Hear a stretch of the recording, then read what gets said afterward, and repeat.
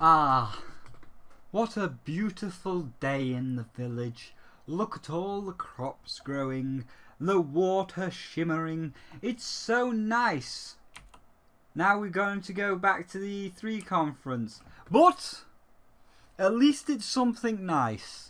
At least it's not what we've currently been covering. It's an indie game now. We're moving on to the independent games. And remember that man from last year, the shy, nervous man that had to like clutch his little toy on stage because it was the first time he'd ever been on a stage in front of 100,000 people with 1 million eyes all across the world watching him? Well, he's got over that fear, so you know, he's still a bit nervous, but look at him then.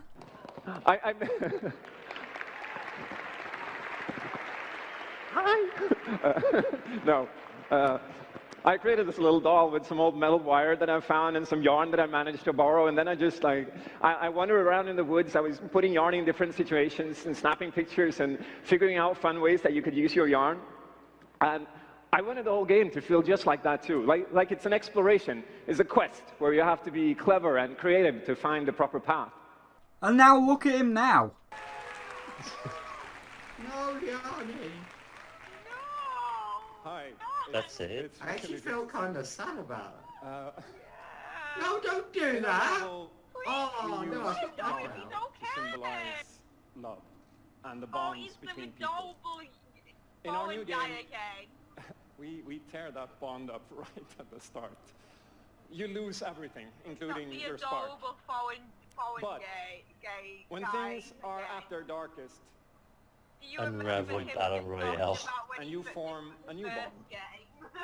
and your spark is rekindled, and it leads you off on an adventure. Oh.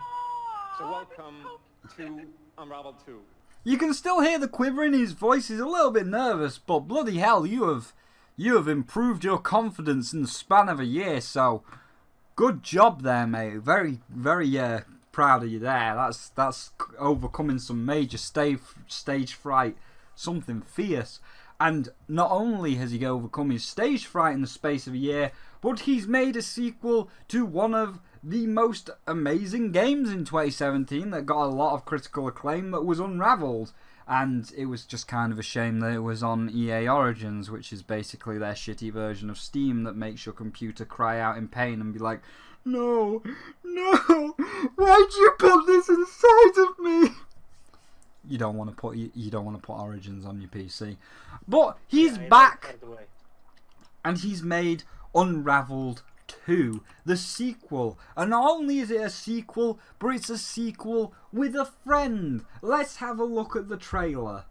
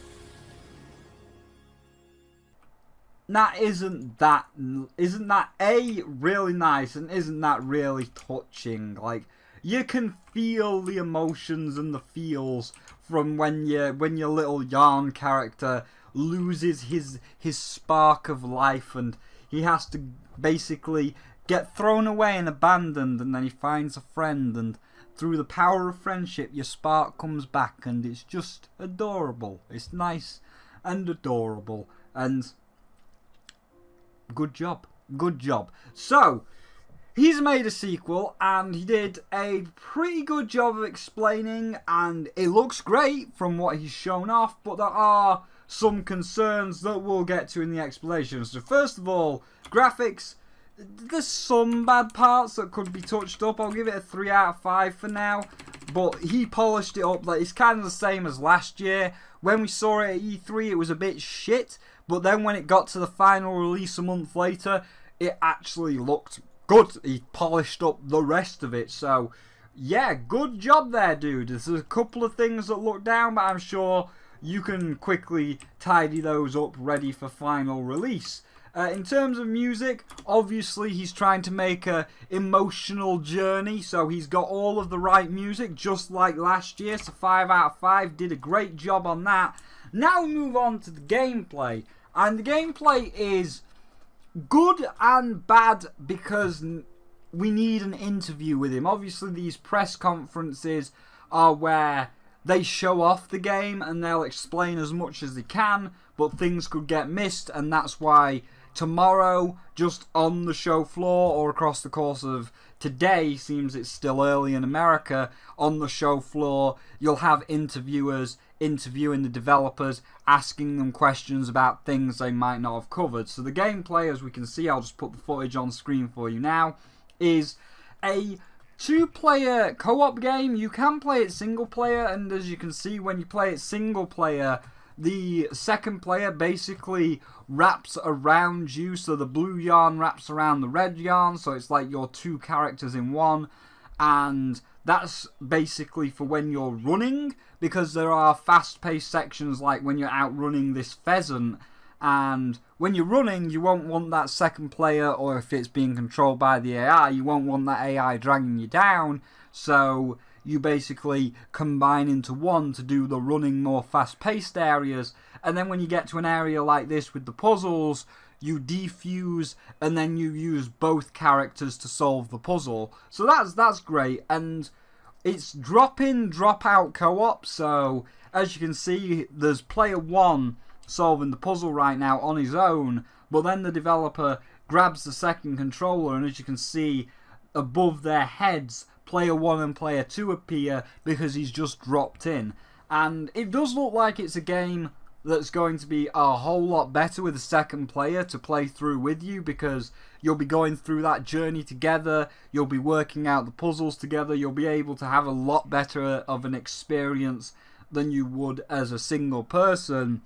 My only problem is it online co-op? Because if it's like Overcooked or Spelunky or many other indie games, and it's only local co-op, well, I haven't really got any friends here, have I? I can't exactly just kidnap a homeless man off the street and tie him down to make him play it with me.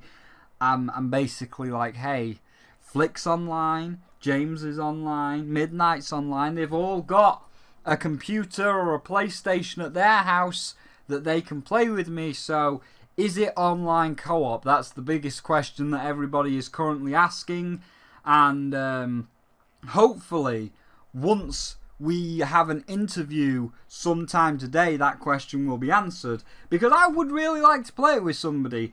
I'll potentially play it myself, because again, if it's like the other one, and that ties into the explanation, so we'll just move on from the gameplay because we've kind of shown everything, but the gameplay does look fun, 4 out of 5, but it does kind of tie into the explanation of, you haven't said if it's Origin exclusive, because if it's just on EA's Origins, like the first one, I will not be playing it at all, because I absolutely refuse to put Origins on this PC, because it completely and totally like breaks your PC, because Origins is a horrible, terrible, poorly optimized gaming service. So if it comes to the PlayStation, I'll be all over a PlayStation version. If it comes to Steam, I'll be all over a Steam version. If it comes to Switch, all over the Switch version. Just don't have it exclusive to Origins. As long as it's not exclusive to Origins, then I will I'll be all over that.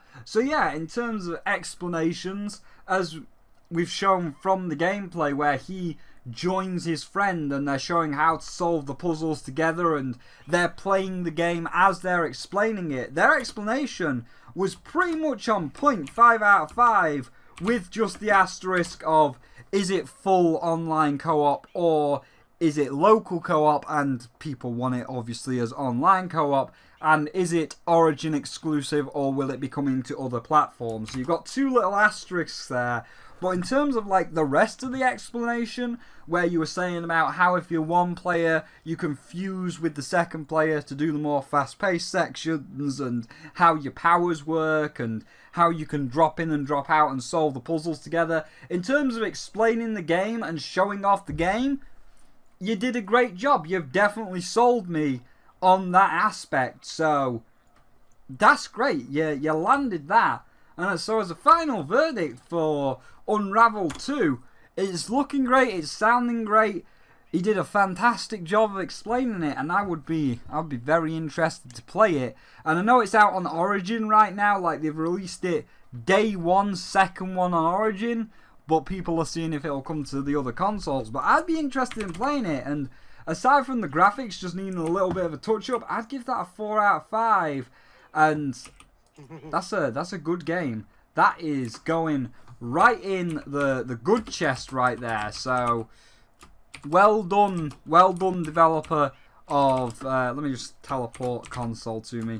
But well done developer of Unravelled. You have once again made a great game. You've made a fantastic sequel, and I can't wait to see what exactly you're going to do next, because you seem to be constantly on point with these indie games. So good job. And speaking of good job and indie games, we're going to move straight into the second indie game next time, which is Sea of Solitude. So I will see all of you in the next one. So thank you all for watching this one. If you did indeed enjoy it, then do please feel free to leave a like. It does help out the channel. If you don't want to miss out on any of the other E3 content coming up, then do definitely hit that subscribe button and ding the bell so the notifications go through.